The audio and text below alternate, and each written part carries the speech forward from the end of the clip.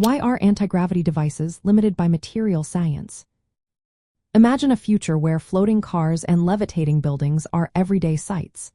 That's the dream many scientists and inventors chase when they think about anti-gravity devices. But right now, making those dreams real is a huge challenge. The main reason is the limits of the materials we have today. To create anti-gravity effects, we need materials that can interact with gravity in ways we haven't yet figured out how to do. Some ideas involve using superconductors, which can conduct electricity without resistance, but only at extremely low temperatures. These conditions are tough and expensive to maintain, making practical anti-gravity devices hard to develop. Other theories suggest using special engineered materials called metamaterials.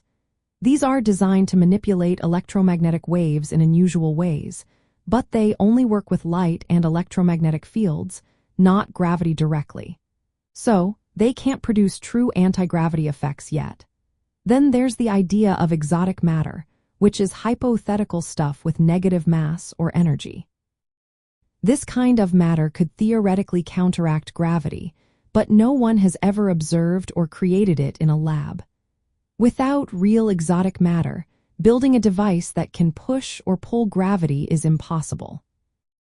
Even if we could find or make exotic materials, the energy needed to power anti-gravity effects is enormous. The materials would need to withstand extreme conditions without breaking down. For example, some experiments with superconductors requiring cooling to temperatures colder than outer space, which is costly and complicated. Plus, the forces involved in manipulating gravity are so weak compared to electromagnetic forces that designing materials to do this is like trying to catch a whisper with a giant net. So, the biggest roadblock is that current materials just aren't capable of doing what we want them to do.